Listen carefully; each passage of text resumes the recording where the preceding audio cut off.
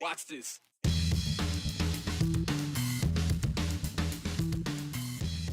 To open or not to open? That is the question for the future of Idaho's primary elections. But first, there were questions asked and needed to be answered by the state Supreme Court. The latest on the lawsuit between Idaho's open primaries and Idaho's Attorney General. Another award for Boise's highest awarded chef, a big old proverbial key to the city for kin. But will that help open a few tables for those who want to experience the James Beard winning menu? It's a third of America, it's a big part of land, and it's highly threatened. He's talking about the western United States, and Boise State scientists are talking about the sagebrush that covers a lot of it. Well, less of it now, which is why they're talking about ways to spawn a better, sustainable species. I think the court has to consider how is it commonly known and referred to? Does it accurately and impartially reflect that? Is it presenting any sort of argument either for or against? And here, this isn't close. And that, in a nutshell, is how the plaintiffs summed up their case today against Idaho's Attorney General Raul Labrador in their lawsuit over a proposed ballot initiative to open Idaho's primaries. But it took us some time to get to today. Remember May of 2022? It's leading up to the primary election for statewide offices like Lieutenant Governor, Governor, Secretary of State. And there were cries by members of the GOP, both before and after, of crossover voting, where voters who were once registered Democratic voters or independent or unaffiliated were signing up to be Republicans so they could have a say in who would go forward in the races to run the state. One could track the state GOP's resistance to ranked choice voting to that election. You can see the numbers change from January to May of that year. You can at least consider that moment a seminal one in that quest against ranked choice voting and crossover voting. Jump ahead to the summer convention that following July, and once again during the early days of the legislative session this past January, the party made it very clear. We've got to make sure our voices are heard within this building that we do not want ranked choice voting. That was Chair Dorothy Moon. 6 weeks later, House Bill 179 was introduced. The bill to prohibit ranked choice voting in Idaho passed the House and the Senate in March, right along party lines other than one vote, and then signed by Governor Little on March 24th. Idaho now has a law banning ranked choice voting and instant runoff voting in any election. It's been in effect for a little more than a month. But even before that, a coalition was formed. On May 2nd, Idahoans for Open Primaries, an entity representing several Idaho groups, including Reclaim Idaho, filed for a ballot initiative for the 2024 general election. They announced their intent to collect signatures to change Idaho's current elections process. They wanted to open Idaho's primaries, thus their name, and remove the closed primary, which has been in place for the GOP since 2012. They believe Idaho's current system alienates a lot of voters who, for whatever reason, aren't registered as a Republican and therefore can't vote in the Republican primary, but seem to know that's where Idaho's general election is won. Opponents see it as allowing outsiders, read not Republican, to determine who will represent their party. The old, it's our team, why can't we choose the quarterback, versus they'll likely end up being everyone's quarterback, so why we can't have a say too, I don't know. The Idahoans for Open Primaries initiative also intended to install an instant runoff election, AKA ranked choice voting. That same day of filing the petition with the Secretary of State's office, Idaho's Attorney General Raul Labrador took to social media and said, in response what was then called a tweet advocating for the initiative, which pulled in a Star Wars reference, Labrador said, "Funny that those pushing ranked choice voting consider themselves the empire, but then again, I always thought of myself as a member of the Rebel Alliance. Let's defeat these bad ideas coming from liberal outside groups." That was followed up by Idaho's Solicitor General, Theo Wold, who was hired by Mr. Labrador to argue his cases. He said state AGs are the strongest line of defense against the left's national campaign to force ranked choice voting on our elections. Leave this failed idea in New York City and Oakland. Except that Wold left out Maine and Alaska and possibly soon to be Nevada, and about a dozen other cities in Utah who do use ranked choice voting. Then in July, Idahoans for Open Primaries filed a lawsuit against Idaho's Attorney General because of those tweets coming out of his office, yes, but mostly because The title his office gave the proposed initiative, they said, is misleading, it's untrue, and it's biased. The AG is supposed to assign titles to citizen ballot initiatives, something that could be easily understood in description and explanation, and they're supposed to title it in commonly known language. They point to both the short and the general titles he gave them. First, he broke it into two things. One, replace the voter selection of party nominees with a non-party blanket, and two, require ranked choice voting in general elections. Idahoans for open primaries, well, they see it as two parts of one big thing. That would be Idaho's elections. Second, they say the language used in the long-form titles shows his bias, implying it would abolish Idaho's primaries and multiple rankings would mean more than one vote per voter. And yes, they did point to his tweets as showing an AG office bias against the proposed initiative. So in the lawsuit, they want the title changed to like a simpler one, something like an initiative to allow all Idaho voters the right to participate in open primary elections and to establish an instant runoff general election.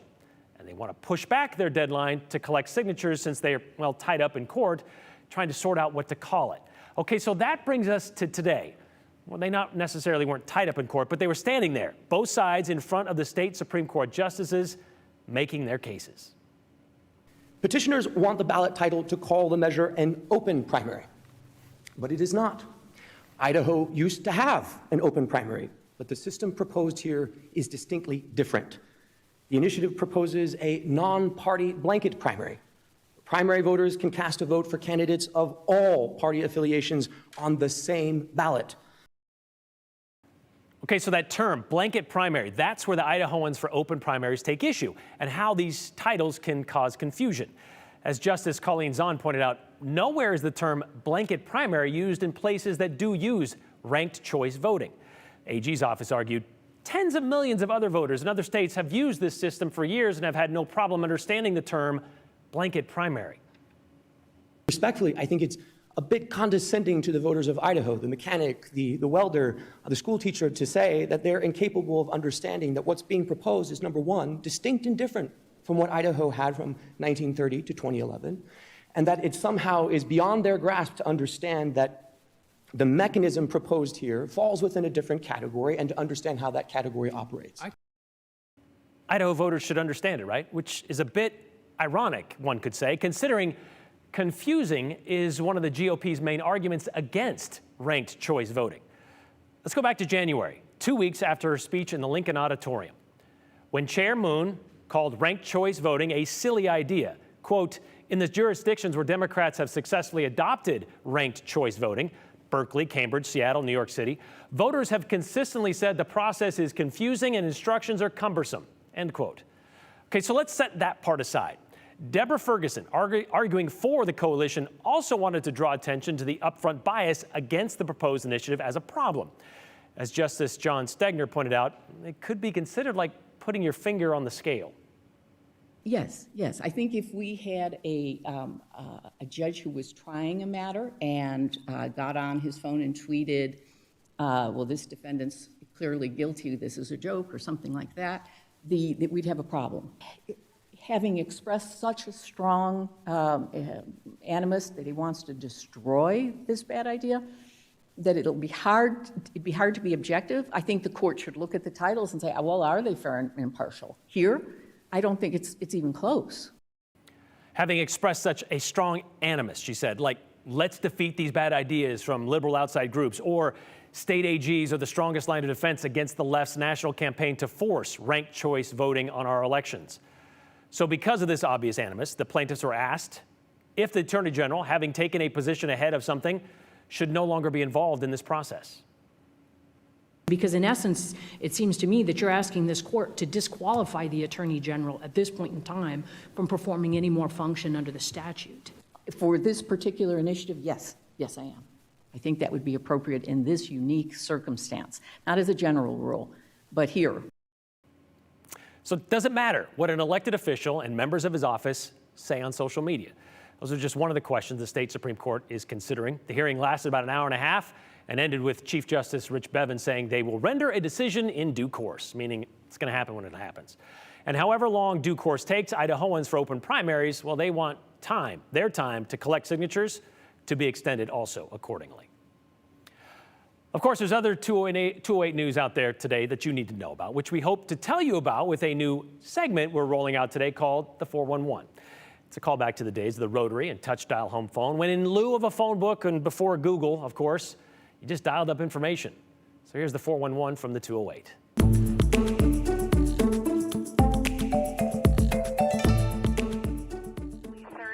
injured. We have multiple units en route and multiple ambulances. Try to get some more ambulances, but probably just going to be more hands. That was part of the call for help for the bus that rolled over on Highway 55 Friday afternoon. The bus, full of kids, was on its way to the YMCA Horse Thief Reservoir Camp in Cascade. Idaho State Police said 11 kids were injured, 7 of them critically. However, almost all of them have been released from the hospital. How that bus ended up on its side is still being investigated. The 4-day YMCA camp session scheduled for this week was canceled. Yeah, I don't run as fast as some of the others, so I might not have made it. 7 buildings were lost to the Elkhorn fire last week at the Allison Ranch. The ranch is a Christian retreat for pastors and missionaries. So far, those are the only buildings lost to the fire, which has burned more than 24,000 acres in the Nez Perce Clearwater National Forest. The U.S. Forest Service has issued trail and road closures near the fire, an area spanning both sides of the Salmon River. Boaters and rafters are now required to stop at Hancock Campsite to check in with the Forest Service on how to navigate the waters near the fire. And currently, all trails in and out of Campbell's Ferry are closed.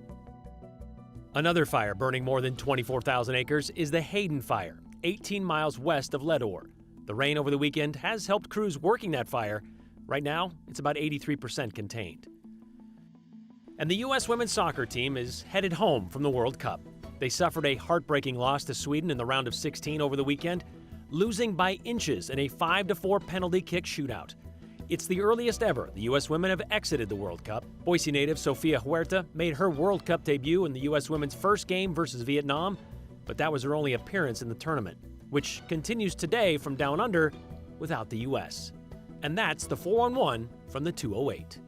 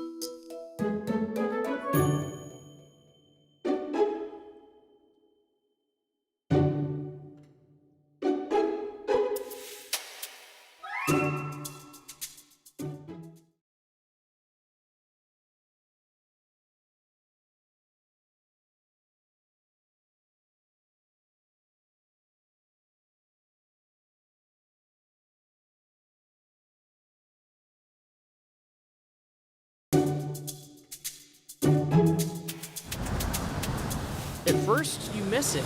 Rolling up Main, strolling down 9th, until walking in. Yep, and we can pop back there. Ken. It's a community kitchen. You know, like, cultivated. We wouldn't have it any other way. Through Chris Kamori, Sauteed. commanding the brigade. Correct. And the ones we just got in, without much of a command. We at all.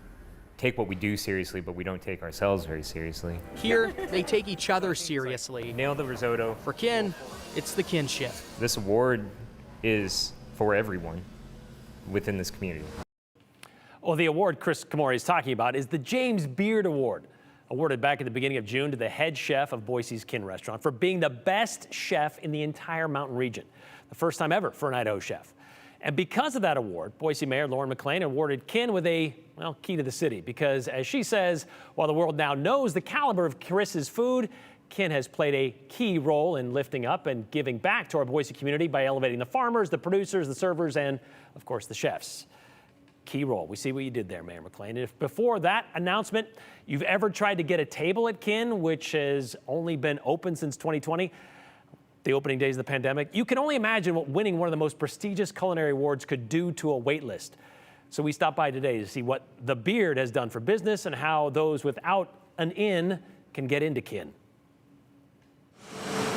You know, we did get a lot of reservations up front. We actually blocked them so that we were a little afraid that all the people that have supported us up to this point weren't going to be able to get in. So we now have a new system of reservations where we open up 2 months at a time and we release it a month before. We know how many times people have come in through the whole system, and we want to just make sure that they understand that, you know, we're still thinking about them, and we appreciate all the support along the way. It's been a little awkward for me, you know, like necessarily being the center of attention in this, but the response of the community has been amazing. You know, it's not just the restaurants and it's like the arts community, it's all our farms, ranches, it's all of our guests that are that have been super loyal and supportive of us. It's the city itself. You know, everyone has said congratulations and it's well deserved, but they're also a little bit like, thanks, because now there's a light shining on Boise.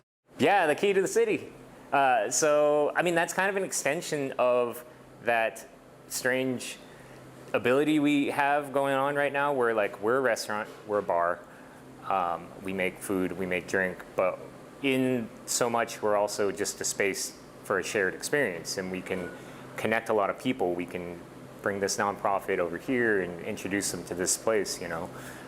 So our engagement in the community, I feel like, has been something that has been natural, but we've made an emphasis on that, and it's pretty cool for a restaurant, a chef, to be awarded a Key of the City because, again, it just means that it's so much more than just the plate of food that we're doing.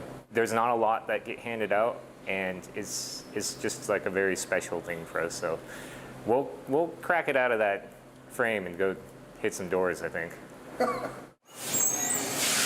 We're just really grateful for all the support, you know.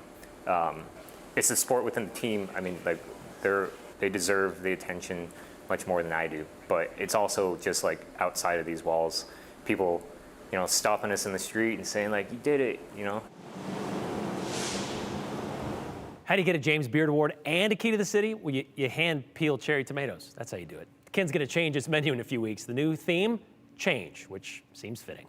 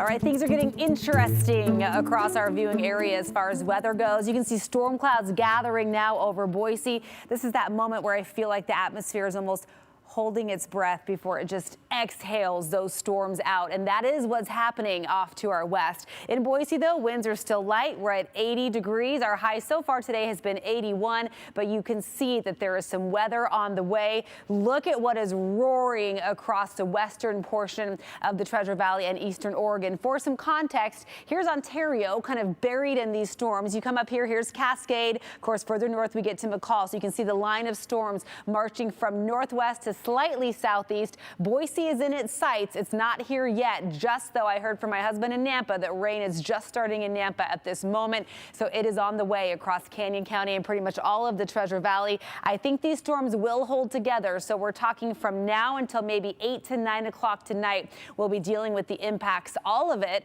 part of a low pressure system driving a cold front through. Biggest impacts are heavy rain, which will be a big concern, along with gusty winds up to about 50 miles per hour. Good news is after this, sunshine, drier weather, and warmer weather come our way for the rest of the week.